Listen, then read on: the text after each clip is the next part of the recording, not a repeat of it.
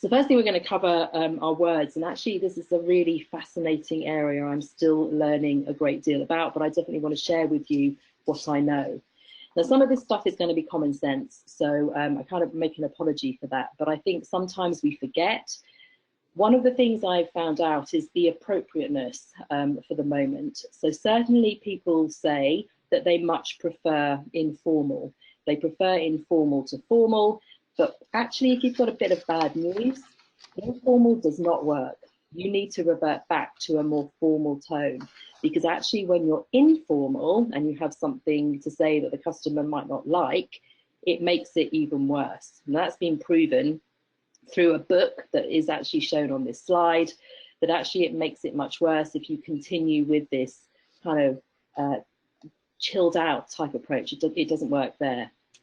I put two words in here, any and some. And again, I definitely find myself doing this, and I hadn't really thought about the repercussions.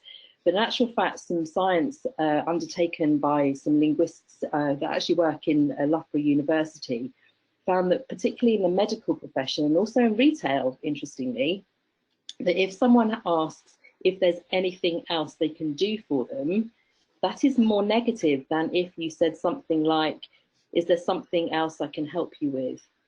Who knew? But actually, when they undertook particular scientific trials, they found that the word some was far more positive than the word any.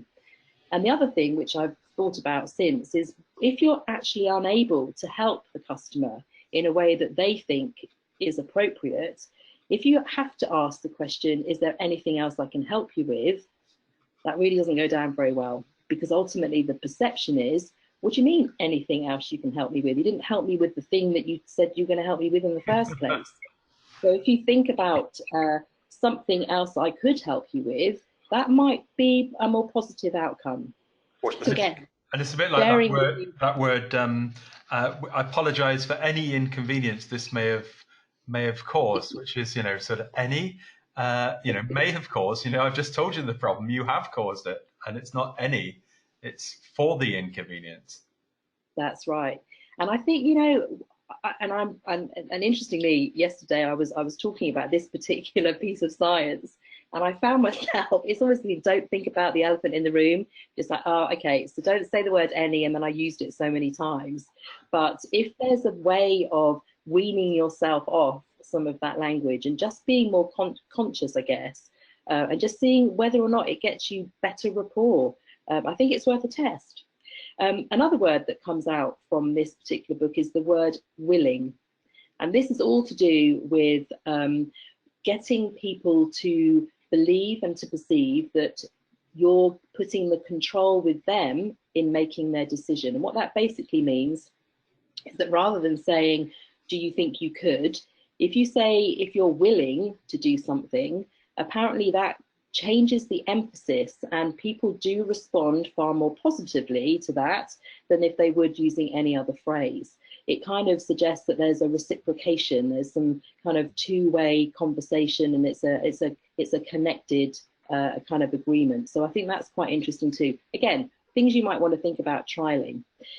The other 2 points I have in this slide are really key. Having been a marketeer for about 17 years, and the need to use consistent language is really so important. So there will be, as part of your brand, a series of phrases, a series of words that you are highly likely to use. And I think as long as there is a understanding and they're simple, understandable terms, I think it's right that they're weaved into all communication. Again, I'm not sure if that's a wow factor, but I certainly think it's a consistency that people expect. And the final thing is around someone's own style. Now, I've certainly been on the receiving end of communication where over time, this is an email communication, this isn't a web chat, but over time, the person I've been communicating with, I could sense that after a couple of emails, they started to bring their own style in rather than the corporate speak, and using just really simple language, which I found far more comfortable. And actually it gave them feedback to say, do you know, your style over these windows of time have changed, and you might want to think about whether that's okay with where you work, because actually I find it far easier. I find it much easier to understand and relate to you as another human being. So some other things I just want to add in on this particular slide as well is the order of the information that you give. And again, this does come down to the power of language, because again, from this particular book, it makes the recommendation that if you have bad news, you should give it up front. So if in chat or even in email, being transparent and honest and giving the bad news first and then the good news makes it far more palatable for the customer. Because otherwise, if you think about it, you give the good news and then they think, oh, here we go, it's coming. And then you give the bad news and then you close the email.